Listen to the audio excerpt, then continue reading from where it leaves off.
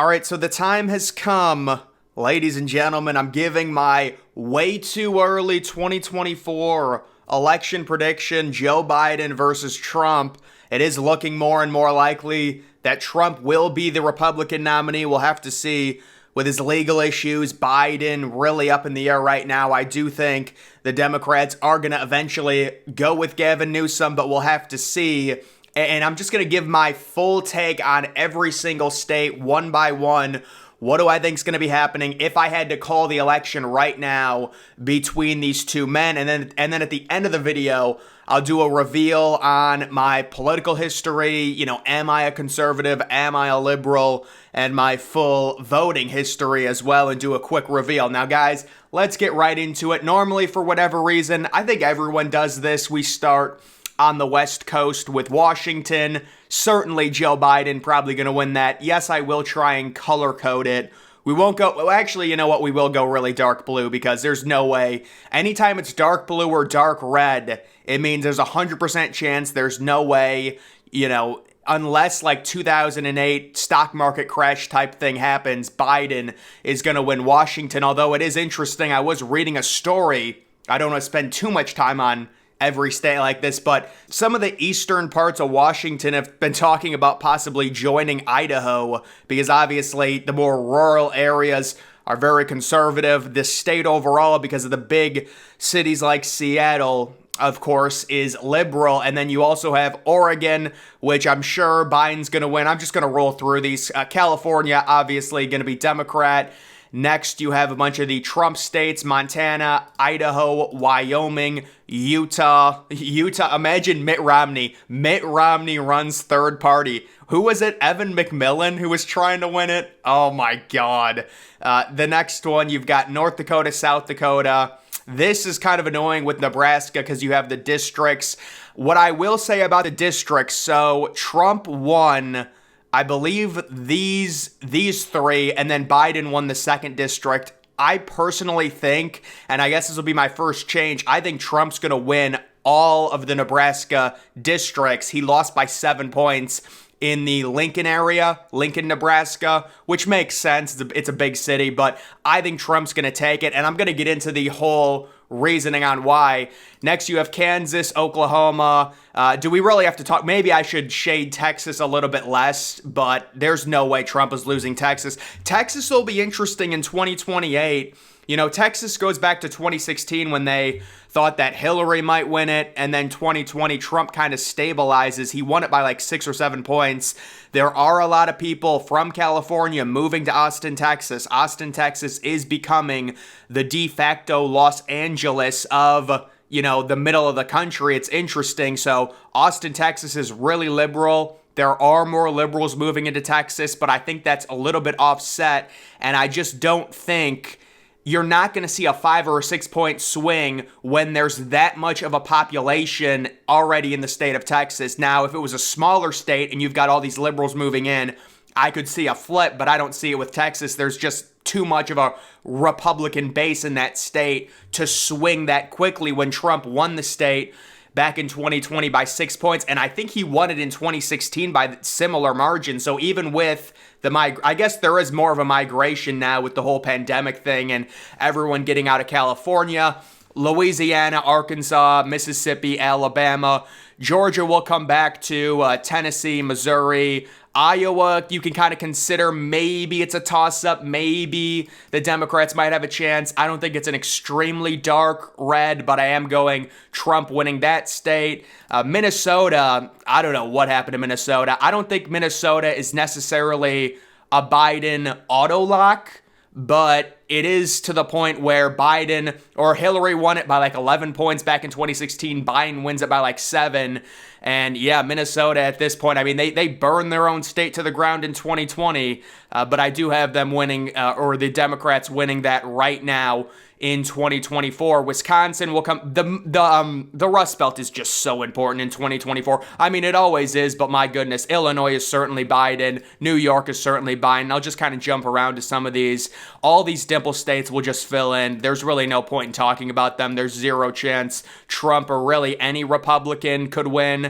I guess maybe you could say New Hampshire. You could say New Hampshire, maybe Trump could fight there and really have a chance at winning, but I'm still going to give it to Biden. I just think it's too far out to really be playing around with it. And the other thing, guys, I was thinking, I actually do think Trump's going to win the district. I'm kidding. This is like the biggest one. Would the Democrats win the District of Columbia because it has such a small population by like 90 points maybe? But they got to give us polls on the District of Columbia. It's always hilarious to see like plus 90 or whatever it is.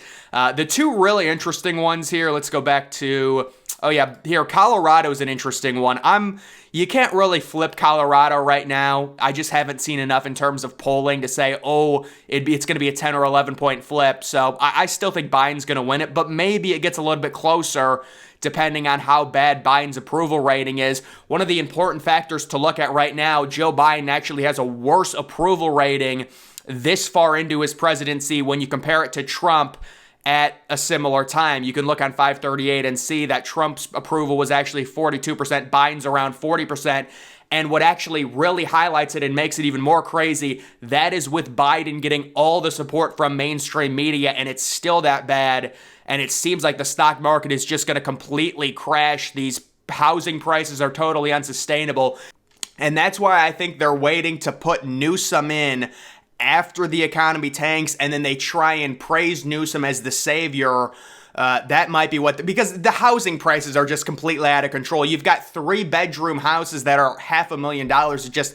It's going to have to burst. The bubble is going to have to burst for sure. Moving back to the Trump side of things, Ohio. Ohio's an interesting one. Trump in 2016, we hear that Hillary's going to take it. It's a swing state. Ohio decides every election, and Trump easily wins it by 7 or 8 points. 2020 comes around. They're talking about it being a swing state again, and Trump wins it once again by about 8 points. So I think Ohio, I know J.D. Vance was a little disappointing. I thought he was probably going to win it in 2022 by about 8 or 9 points as well. He ended up winning by 5 points, I believe. But Ohio is certainly, I'm not going to put it dark. Actually, I don't see any way the Democrats are winning that state. And then Florida, listen, say what you want about Ron DeSantis. I understand a lot of Republicans, because they're big-time Trump supporters, they don't like him. But let's be honest, Ron DeSantis has single-handedly flipped Florida from a swing state with 30 electoral votes. It is now a Republican state, and that is really going to help the Republicans in terms of the map when we're looking at 2024. A lot of people declaring Florida after DeSantis wins in 2022 by 20 points or 19 points, even though he was an incumbent, that's a historical win right there. South Carolina should be Republican. North Carolina, very, very tough one to call. I'm going to say slight Republican right now, because Trump did win it by about 1.5 points in 2016 and 2020. I'm not saying the Democrats have zero chance. Certainly that's going to be a state they're going to look to swing to try and open up the math even more for them and give them more paths. Those are 16 huge electoral votes for the Republicans to keep. Kentucky, certainly. Indiana. Oh no, you know what? Because Trump hates Mike Pence, Indiana is going to revolt against Trump. I'm kidding. When is Mike Pence going to drop out of the race? West Virginia, certainly, conservative. And then Maine is the other one with the districts. So I believe what happened in Maine was Biden got 2 of them, and then Trump got the other. I'm not going to mess around with the districts too much. We're too far out from, we have no polling data to really make a huge deal of that. So I'll give Biden 2 and Trump 1 there. I think that's pretty fair.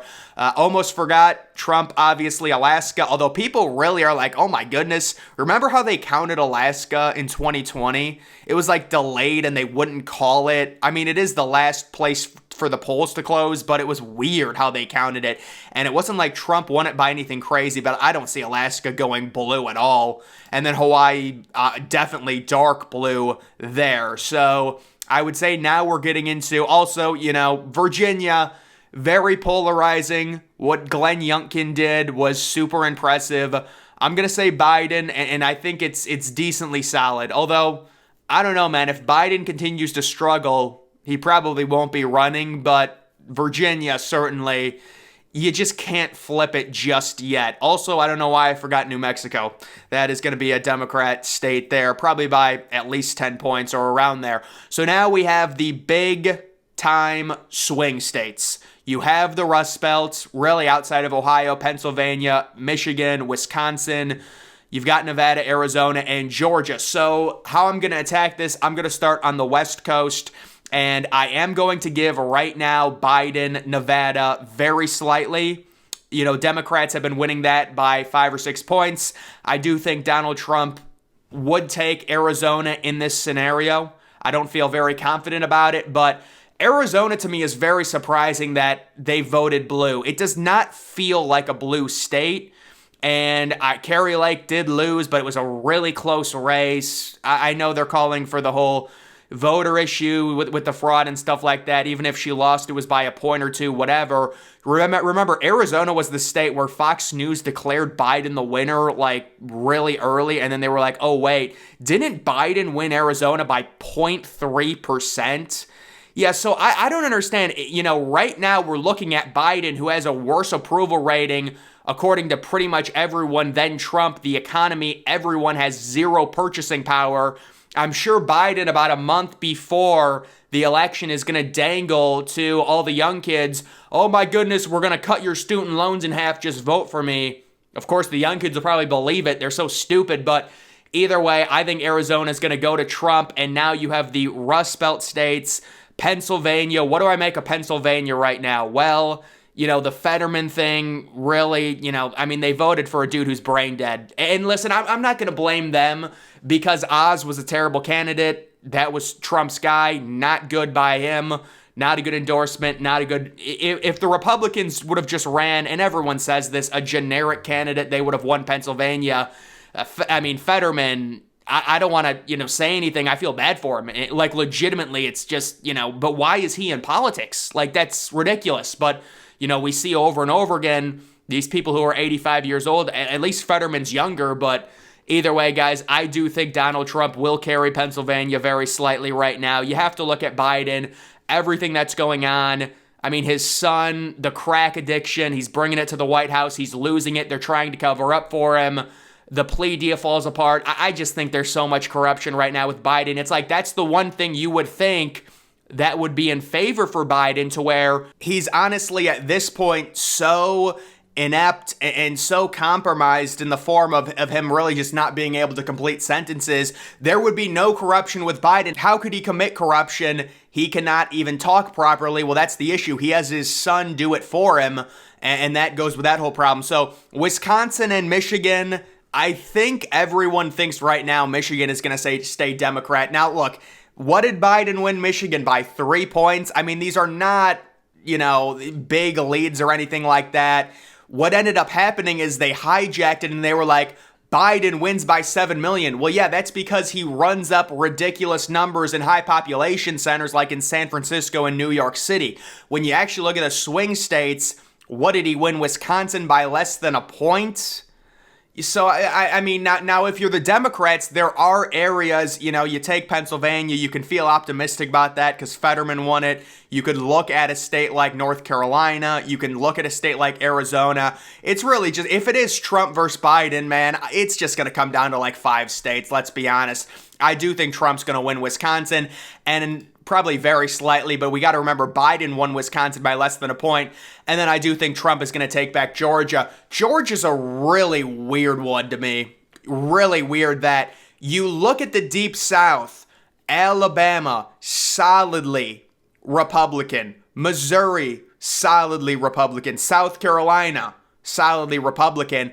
And it's just that Atlanta, Georgia, inner city, suburban, Fulton County, DeKalb County, all of that crap is really what helped them win it in 2020. But they won Georgia by less than a point as well. So this would be my way too early prediction. And I think this is probably pretty accurate on what would happen right now. Now, we'll see what happens with Trump. You know, does he go to jail? What happens with that? Are they trying? Personally, I think the thing with Trump is they want to face Trump, so they keep indicting him, and obviously conservatives will support him because they're saying, listen, this is not fair. Look at what Biden does. Nothing happens to him.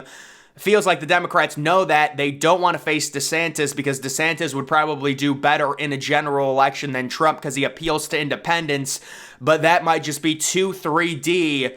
And maybe it really is the Democrats are scared of Trump possibly getting in and putting some of them in jail. But this is just a way too early look at it. It might not even be Biden and Trump. But right now, I mean, let's be honest, it is by far the biggest potential.